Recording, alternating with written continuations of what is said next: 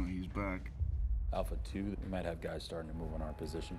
Yeah, I definitely see weapons at this point. This is Frogman 6, Rollin. Good morning. I'm Joe McNally, the acting United States Attorney here in Los Angeles. Today, we're here to announce federal criminal charges against Eugene Henley Jr., a career criminal known as Big U, who used his contacts and leadership role in the Crips criminal street gang, the entertainment industry, and a youth charity to further his own criminal enterprise, an enterprise that engaged in murder, extortion, robbery, human trafficking, COVID fraud, and other felonies. Mr. Henley and several other individuals linked to him and his criminal enterprise were charged in a criminal complaint with federal racketeering conspiracy. Mr. Henley is a fugitive, and he is currently wanted by federal law enforcement. Other individuals linked to his criminal enterprise arrested today, approximately 10 defendants who are charged in various indictments. Again, Mr. Henley is a fugitive. 4 defendants are in state custody and will be transferred into federal custody, and we are still seeking Mr. Henley and another fugitive. The Department of Justice's top priority is eliminating violent crime caused by criminal street gangs and organized crime. These organizations cause a tremendous amount of harm in our communities, and today's arrests are part of our office's efforts, FBI, IRS, LAPD, the team you see up here, to make our community safer and rid our streets of these criminal street gangs, including ones operated by violent felons like Mr. Henley, who are posing as savvy businessmen and community leaders, but in the end are violent criminals. The affidavit filed with the criminal complaint alleges that Mr. Henley operated Big U Enterprises, a mafia-like organization that utilized Mr. Henley's stature and long-standing association with the Crips criminal street gang and other gangs here in Los Angeles to intimidate businesses and individuals in our communities.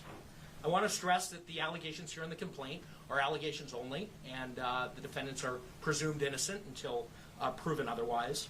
Let me talk a little bit about Mr. Henley and the street gang here. As I said, Mr. Henley is a widely known leader within the Rollin 60s. He rose to prominence in that gang decades ago, and he has since been a fixture on the internet, talk shows, and podcasts, all things that law enforcement have looked at closely as part of this investigation. He has maintained the image of an entertainment industry entrepreneur running a music label and of somebody who gives back to the community here in Los Angeles, funding a South LA-based charity, developing options, which purports to help at-youth risk escape gang life and escape the perils of gangs in high-crime areas. The facts alleged in the complaint paint a very different picture. It is one of a murderer, a thief, a liar, and a cheat, and the criminals that enabled him.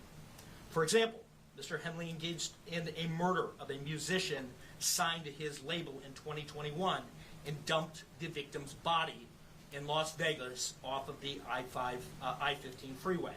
He then attempted to evade and obstruct the investigation into the murder, including ordering witnesses not to speak with law enforcement.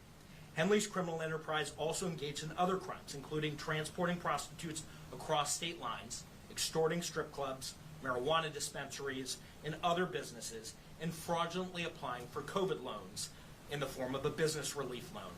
On that application, Mr. Henley falsely stated that his music label, Unique Music, operated at a $200,000 profit in 2019 and was entitled to government assistance, despite the reality that the company had operated at a loss and was ineligible for such relief. Finally, Mr. Henley is accused of embezzling donations made by celebrities, professional athletes, and businesses to his charity, Developing Options, which, as I said, purports to give South LA at-risk youth alternatives to gang violence, drugs, and other criminal activity. Henley used this charity as a front. He used it to conceal his fraudulent activities, his criminal enterprises activities, and evade detection from law enforcement. If convicted on the racketeering conspiracy, He and his co-conspirators face approximately a 20-year federal prison sentence. I want to thank our federal law enforcement partners, our state law enforcement partners who brought about the result here today, the Los Angeles Metropolitan Gang Task Force from the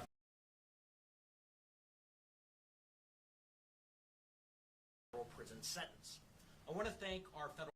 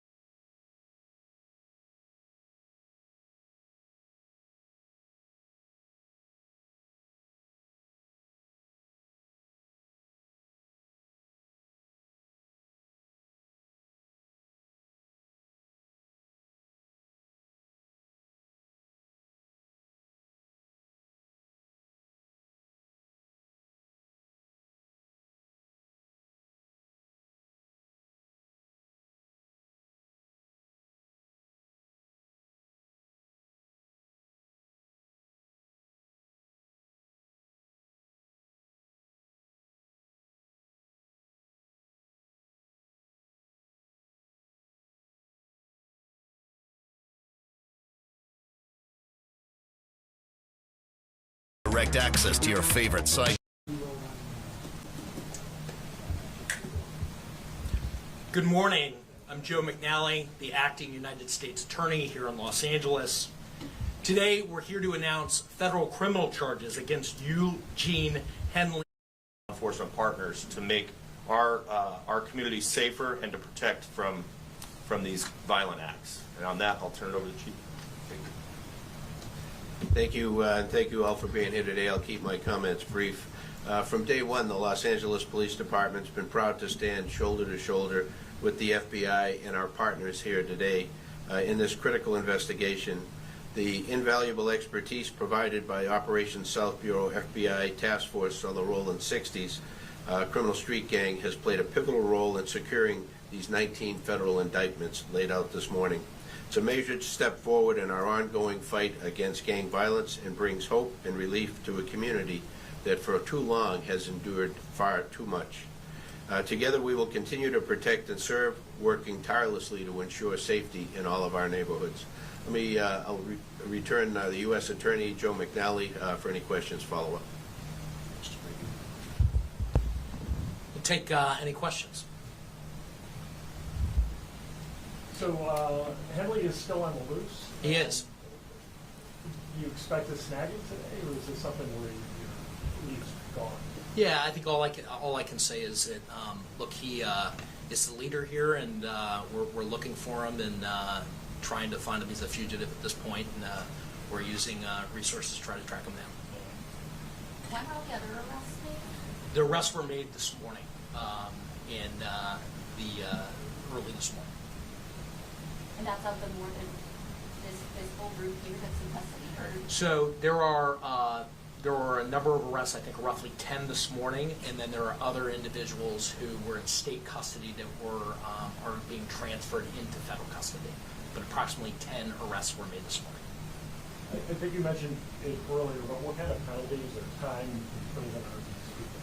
So a federal racketeering conspiracy complaint that's charged here, 1962D, covers up to 20 years in federal prison. The next stage here would be that Mr. Henley and others would be indicted by a grand jury, and the penalties at that point could range and include higher penalties. So at this point, he's charged in a criminal complaint.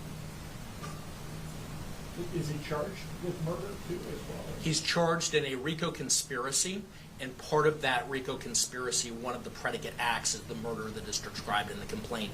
He has not yet charged in an indictment with substance murder.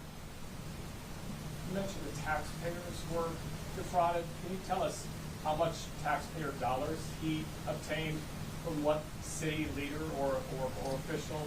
And what does this mean for, groups that are working on anti-gang efforts and trying to get donations from celebrities as they need? Sure. So I think just to kind of go back, Mr. Henley and the allegations are here, operated a criminal enterprise. He used his status in LA as a gang member, somebody who was known as an enforcer, in order to execute the crimes that are described in the criminal complaint. As part of that, and to get to your question, he also had this charity and held himself out there to be somebody who was committed to reducing gang violence, committed to supporting youth in the city. As part of that, he received grants from government agencies to do that work.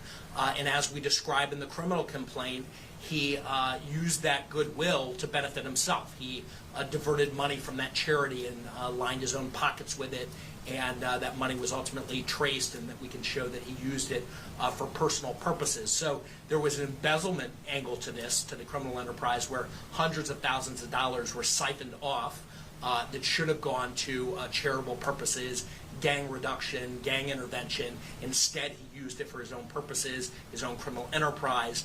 In addition to that, there was tax loss. And like many of our cases, we ultimately do a financial investigation, and we see that embezzlement and that siphoning happens often. There's a parallel tax conduct that is also described in the complaint. So you're talking about hundreds of thousands of dollars that the charity ultimately siphoned off for his purposes. It was a charity that he controlled, and again, held himself out there to be somebody in our community who was, as Chief McDonald said, these communities, oftentimes our poorest communities that need intervention the most, they need law enforcement the most. He held himself out as somebody who was part of that team trying to improve South Los Angeles. And the facts in the indictment and the wiretap calls that we intercepted as part of the investigation that are described in the complaint, not the indictment, the complaint, describe that contradiction. That on the one hand he's Mr. Charity, and on the other hand he's engaging in all this criminal conduct. That's set out in the criminal complaint. And so it's outlined in the criminal complaint specifically what government agency gave him money? It's outlined that he got grant money. I believe that money flowed through the city of Los Angeles, but I don't have the specifics in front of me. What I can tell you is that typically, grants flow through the state and then eventually, are typically issued through the city. And to the tune of hundreds of thousands of dollars? Hundreds of thousands of dollars. Did you say the name of the charity? Are you allowed to say that? Maybe Yeah, the charity I referenced earlier is Developing Options. Developing Options. Okay, well, thank you very much. Last question. I apologize. Just your efforts to find Mr. Henley. Have you had? Do you have any idea about his potential whereabouts, or any more that you can tell us on? No, other than he's a fugitive, and he's being sought by law enforcement, and we're obviously looking for him as we would any fugitive who's engaged in the type of conduct that's alleged here. Believed to be in Southern California. No idea. We believe that he may be in Southern California, and for that reason, we're providing his picture and encourage anybody to contact the FBI who knows his whereabouts. All right, thank you very much. The press release is out. There's a copy of the complaint and affidavit that's attached to the email that it was sent out if you need it. You know where to reach me. Did you have copies of it? We do. If you want to take of these photos, you can go up and take photos if you want. Yeah. There's no digital copies anyway. I will take something with my phone. Oh, I got that. We can make those available. Okay. We'll probably put it on Twitter, but if anybody needs the photos, contact Laura. Wait, email Laura? Yeah.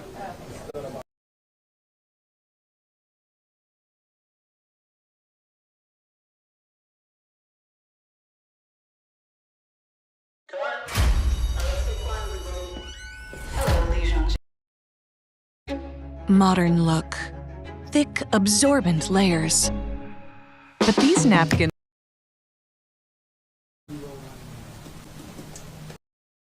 What's Fox Local? It's Fox 11's new mobile app, where free live news, Good Day LA, local breaking news, and more are all within reach. A big story. Did you see this weekend? Watch wherever and whenever you want. Where a crash turned deadly. On your phone, tablet, or connected TV. Live, local, Fox Local.